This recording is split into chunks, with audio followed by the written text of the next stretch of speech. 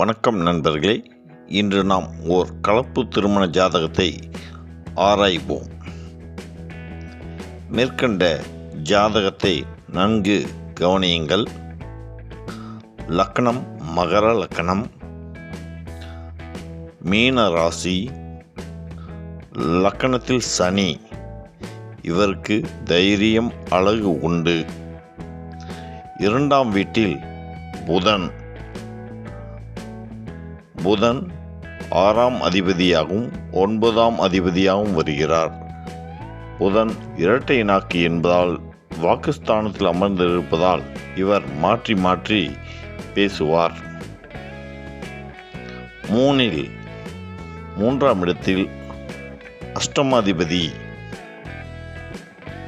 சூரியன் அமர்ந்துள்ளார். அதனால் இவருக்கு அசட்டு தைரியம் மிக அதிகம். மேலும் 3இல் 7க்குரிய சந்திரன் அமர்ந்துள்ளார். 7ஆம் இடம் கலத்திரஸ்தானமாகும். ஆகவே இவர் தன் விருப்பப்படியே திருமணம் செய்து கொண்டார். ஆக 2ஆம் இடத்தில் 6 மற்றும் 9ஆம் அதிபதி குடும்பஸ்தானத்தில் அமர்ந்துள்ளார். 3ஆம் இடம் கலஸ்திரஸ்தான அதிபதி சந்திரன் அமர்ந்துள்ளதால் இவர் விருப்பப்படியே தன் திருமணத்தை அமைத்து கொண்டார். தோஷபலன் என்று பார்க்கும்போது இவருக்கு புணர்வு தோஷம் உள்ளது. லக்னாதிபதி சனி சந்திரன் மீது 3ஆம் பார்வையாக பார்க்கிறார். மேலும் தன்னுடைய 7ஆம் பார்வையாக 7ஆம் இடத்தையும் பார்க்கிறார். சனி 3ஆம் இடத்தையும் 7ஆம் பார்வையாக 7ஆம் இடத்தையும் பார்ப்பதால் இவர் திருமணத்திற்கு முன்பே இவருடைய மனம் கெட்டுவிட்டது என்றே கூறலாம்.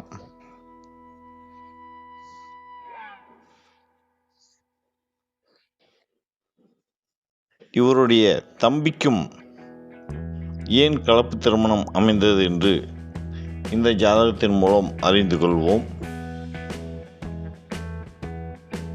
இவருடைய சகோதரர் 3ஆம் இடம் ஆகும்.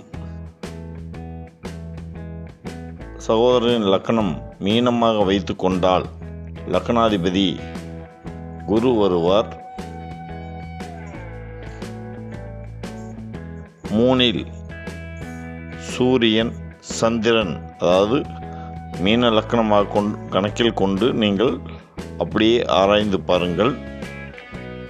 லக்னத்தில் சூரியன் சந்திரன், மீனத்தில் அந்த சந்திரன் 5ஆம் அதிபதியாகவும் சூரியன் 6ஆம் அதிபதியாகவும் லக்னத்தில் அமர்ந்துள்ளனர். ஆகவே இவருக்கும் கலப்பு திருமணமே அமைந்தது. லக்னாதிபதி குரு தன்னுடைய 7ஆம் பார்வையால் லக்னத்தையே பார்ப்பதாலும் இவருக்கு கலப்பு திருமணம் அமைந்தது எனலாம்.